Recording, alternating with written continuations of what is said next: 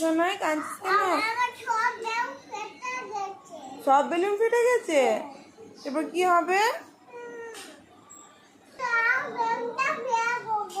আর তো বেলুন নেই সোনাই। ঠিক আছে ঠিক আছে, কান্না করিস না, দাঁড়া দাঁড়া, আমি তোকে একটা ভালো জিনিস বানিয়ে দিচ্ছি। এই দেখ সোনাই, কি বানিয়েছি আমি।